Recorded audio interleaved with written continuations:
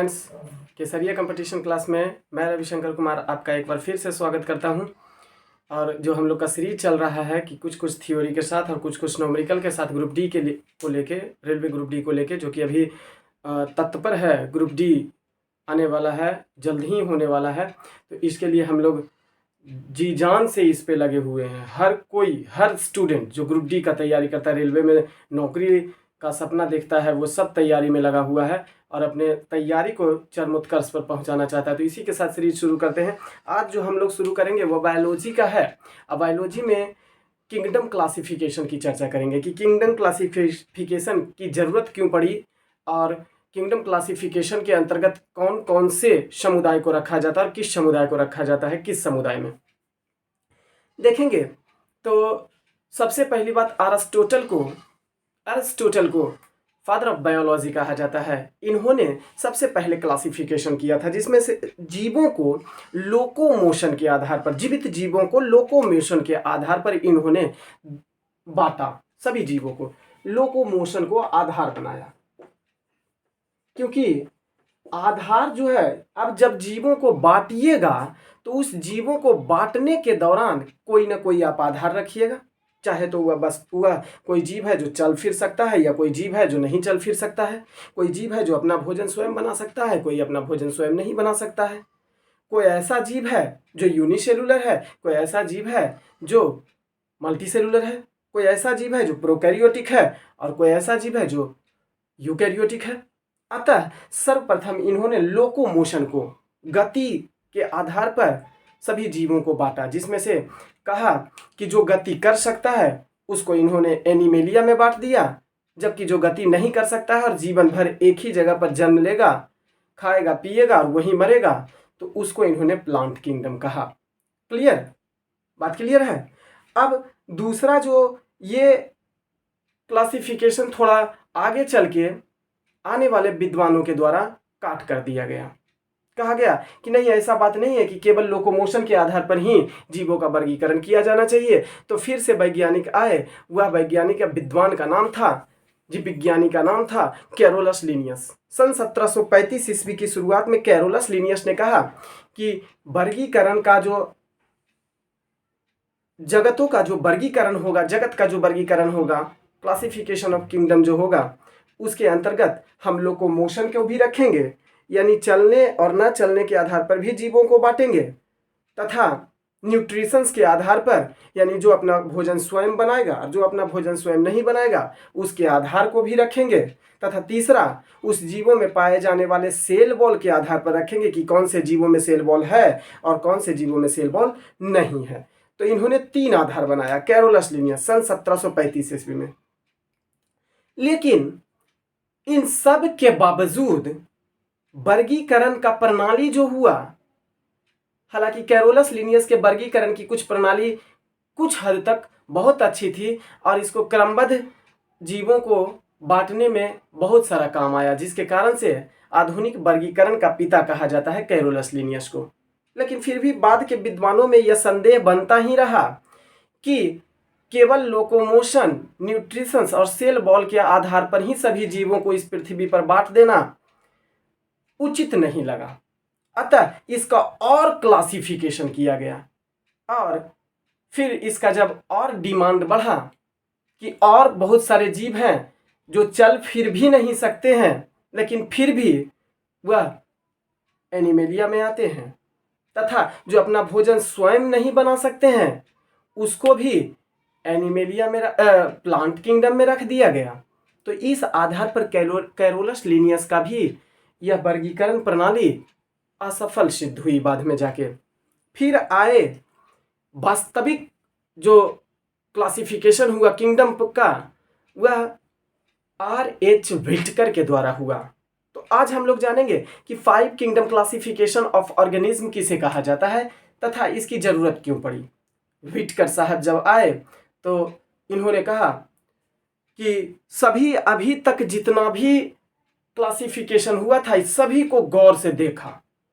कहा कि केवल लोकोमोशन, न्यूट्रिशंस और सेल वॉल के आधार पर जीवों को नहीं बांटा जा सकता है। जीवों को, समस्त जीवों को हम 5 वर्गों में बांटेंगे। इस पृथ्वी पर पाए जाने वाले समस्त जीवों को 5 वर्गों में बांटेंगे। जिसके तहत इन्होंने कहा सबको सुन लिया हमने, अब सबको सुनने के आधार पर ही हम वर्गीकी को आधार बनाएंगे, लेकिन उस आधार को और बढ़ाएंगे। जैसे इन्होंने कहा कि भाई लोकोमोशन तो चलिए ठीक है, न्यूट्रिशंस भी ठीक है और सेल बॉल भी ठीक है, लेकिन न्यूट्रिशंस में भी कुछ प्रॉब्लम है। जो अपना भोजन स्वयं बना सकता है उसको भी एनीमेलिया में रख दिया गया था, तथा जो अपना भोजन स्वयं नहीं बना सकता है उसको भी प्लांट में रख दिया गया। तो ऐसे स्थिति में गड़बड़ी उत्पन्न हो जाती है। अतः सारे सबूतों और बयानों को मद्देनजर रखते हुए R.H. व्हिटकर नामक विद्वान ने सन 1969 में सभी जीवों को बांटने के लिए एक आधार लाया, जिसको इन्होंने कहा कि हम पृथ्वी पर पाए जाने वाले समस्त जीवों को 5 वर्गों में बांटेंगे। कहेंगे R.H. व्हिटकर ने समस्त जीवों को बांटने के लिए 5 आधार बनाया। आधार तो कई बनाया, लेकिन सभी जीवों को अलग अलग समुदाय कम्युनिटी में रखा, जिसमें से 5 कम्युनिटी को शामिल किया। आधार क्या बनाया? तो ऐसे जीव, ऐसे समुदाय जो यूकैरियोटिक थे, प्रोकैरियोटिक थे, यूनिसेलुलर थे, मल्टीसेलुलर थे, जो अपना भोजन स्वयं बना सकते थे, जो अपना भोजन स्वयं नहीं बना सकते थे, जिसमें सेल वॉल पाया जाता है, सेल वॉल नहीं पाया जाता है।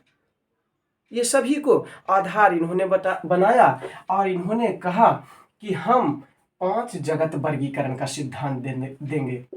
5 जगत वर्गीकरण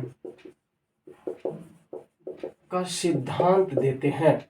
अब इसे जरा काट के दिखा दो। 5 जगत वर्गीकरण का सिद्धांत, जिसमें इन्होंने कहा कि हम मोनेरा, प्रोटिस्टा,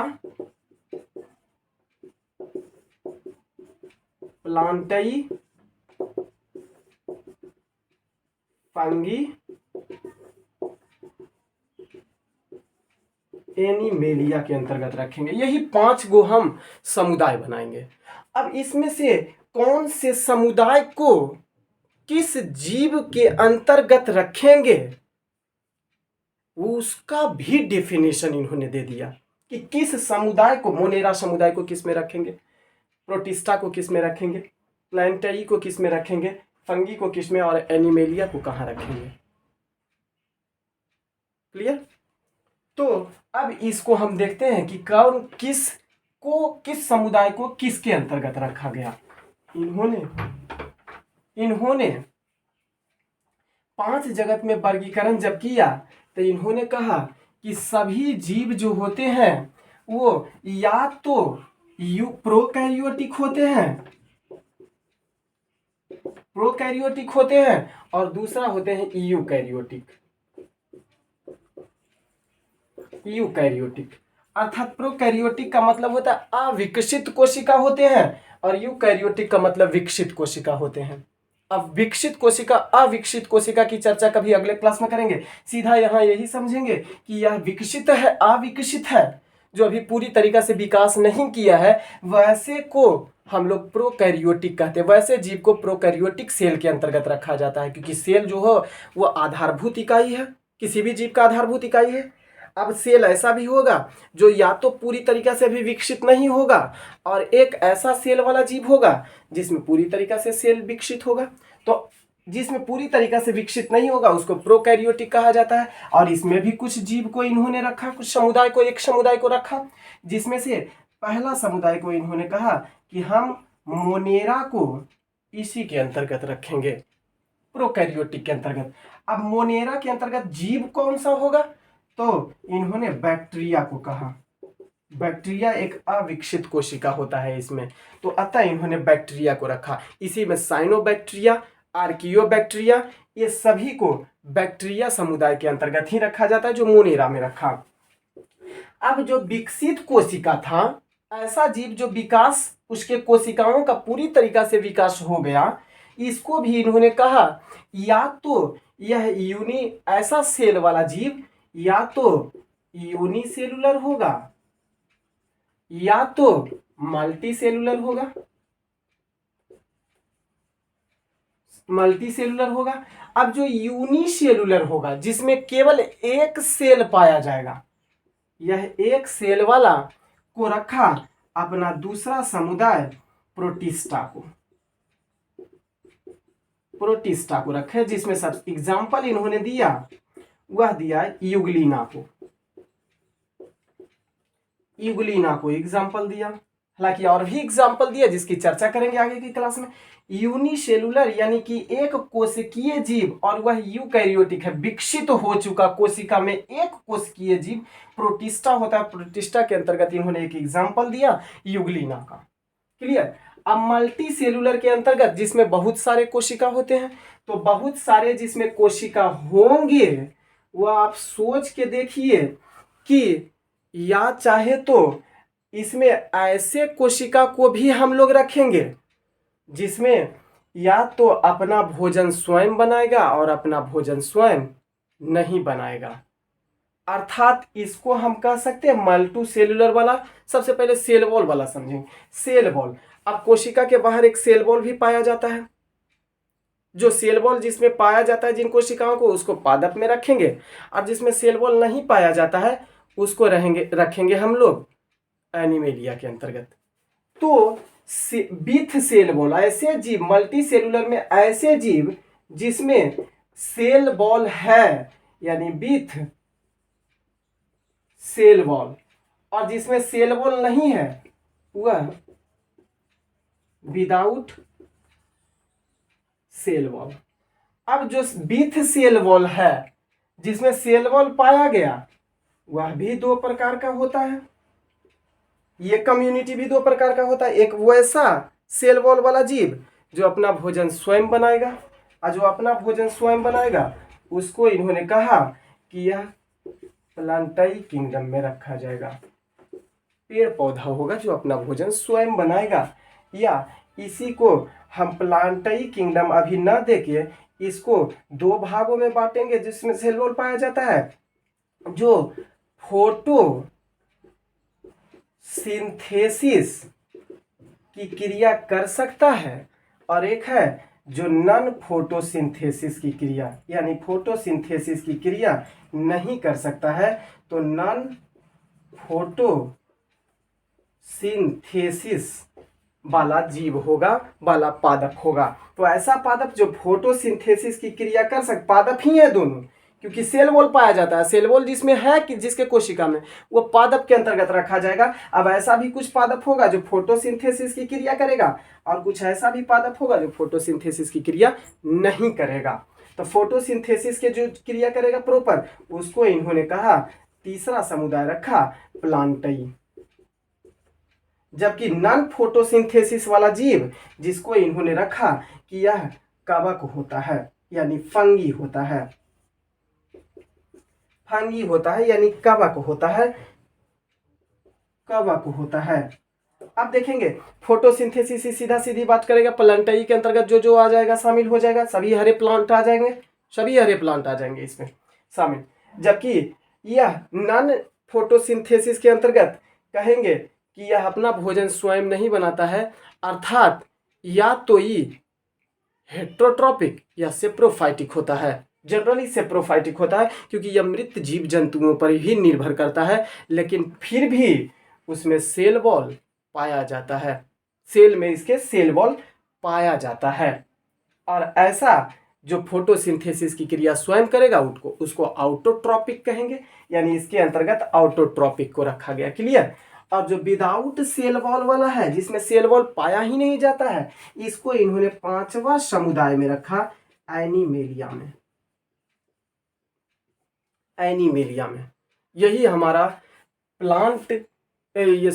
ये हमारा वर्गीकरण था, जगत का वर्गीकरण जो व्हिटकर के द्वारा 5 किंगडम क्लासिफिकेशन ऑफ ऑर्गेनिज्म दिया गया था। किस समुदाय को किसके अंतर्गत इन्होंने रखा, जो डिफाइन हम लोग कर चुके हैं। अब अगले क्लास में जब भी कभी चर्चा करेंगे तो एक एक करके मोनेरा, प्रोटिस्टा, प्लांटी, फंगी और एनिमेलिया के बारे में चर्चा कर लेंगे। चलिए आज की सेवा को देते हैं विराम और शेष की चर्चा अगले क्लास में करेंगे। लेकिन सेशन को लाइक करते रहिए, सब्सक्राइब करते रहिए और बेल आइकन को भी दबा दीजिए ताकि जब कभी भी वीडियो आए तो आपके सामने पहुंच सके। और हमें सपोर्ट कीजिए, हमारा चैनल है, आपका चैनल है, इसे सपोर्ट करने का प्रयास कीजिए और हमें भी आगे बढ़ाइए। आज की सेवा को देते हैं विराम। धन्यवाद।